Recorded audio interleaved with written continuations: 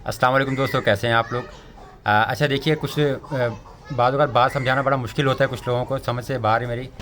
अब अगर आपके पास पेयोनियर में पेमेंट आई है और आपने पेपाल से पेयोनियर में ट्रांसफ़र की थी और पेयोनियर में आपका नाम अलग है और पेपाल में नाम अलग है, तो पेयोनियर वो पेमेंट जो है वो पेंडिंग में डाल देता है। अब इस बंदे के साथ भी ऐसा ही हुआ है। यहाँ पे देखिए कि इनकी जो पेमेंट आई पेपाल से, अब पेपाल से जब इनके पास पेमेंट आई है पेयोनियर में, तो पेयोनियर ने वो पेंडिंग में डाल दी और वहाँ पे इनके पास ये आ रहा था कि the name indicated in the payment does not match your Payoneer account name, यानी कि पेपाल और पेयोनियर का नाम जो है वो अलग अलग है। यही पेयोनियर यहाँ पे बोल रहा है to process your payment successfully provide one of the following documents. तो अब पेयोनियर ये बोल रहा है कि इन तीन में से कोई एक डॉक्यूमेंट जो है वो आप हमें प्रोवाइड करें। अब यहाँ पे तीन ऑप्शन हैं आपके पास।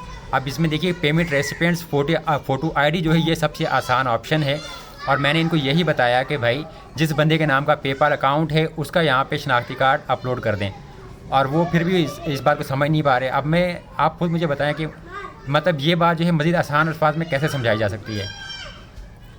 एक सिंपल बात है ना भाई, मैंने यहाँ पे ये बता रहा हूँ, मैं आपको भी ये बता रहा हूँ। देखिए, अगर अलग नाम से पेमेंट आती है, पेयोनियर में नाम अलग है, पेपाल में नाम अलग है, पेपाल जब आपको पेमेंट पेपाल से ट्रांसफ़र होगी पेयोनियर में और पेयोनियर में वो पेंडिंग में जाएगी, पेयोनियर आपसे वेरिफिकेशन मांगेगा, तो आपके पास अगर वो इस तरह ये तीन ऑप्शन दे रहा है कि और उसमें ये लिखा हुआ होता है कि इन तीन में से आपने कोई एक डॉक्यूमेंट वहाँ पे प्रोवाइड करना है, तो यहाँ पे सबसे आसान ये है पेमेंट रेसिपिएंट्स फ़ोटो आईडी।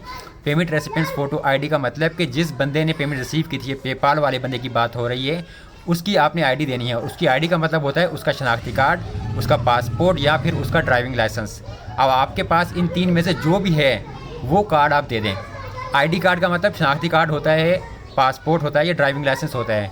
अब मैंने इनको बोला है आईडी कार्ड दे दें। अब ये शायद इनको ये बात भी समझ नहीं आई, तो मेरा ख्याल है कि वो आईडी कार्ड की बात समझ नहीं पा रहे। आईडी कार्ड भाई जैसे हम पाकिस्तानी में शनाख्ती कार्ड बोलते हैं या नेशनल आईडी कार्ड बोलते हैं, तो वही उसी की बात हो रही है। तो आप इस तरीके से इसको सबमिट कर दीजिएगा तो इंशाल्लाह आपका मसला रिजॉल्व हो जाएगा। मेरे साथ भी ये मसला आया था। मेरा जो पेपाल था वो मोहम्मद शाहिद के नाम से था और पेयोनियर जो है वो मोहम्मद ताहिर के नाम से था। जब अलग नाम से पेमेंट आई तो पेयोनियर ने मुझसे भी इस तरीके से वेरिफिकेशन मांगी थी और मैंने यहाँ पे पेमेंट रेसिपिएंट्स फ़ोटो आईडी में जो है फिर मोहम्मद शाहिद का जो है वो पासपोर्ट अपलोड कर दिया था, तो ये पेमेंट मेरे पास पेयोनियर ने दे दी थी। तो ये एक सिंपल ऑप्शन है। तो उम्मीद करता हूँ कि ये बात आपको समझ आ गई होगी। अगर आपके पास भी इस किस्म का कोई इशू आएगा तो आप उसको ईज़िली रिजॉल्व कर पाएंगे।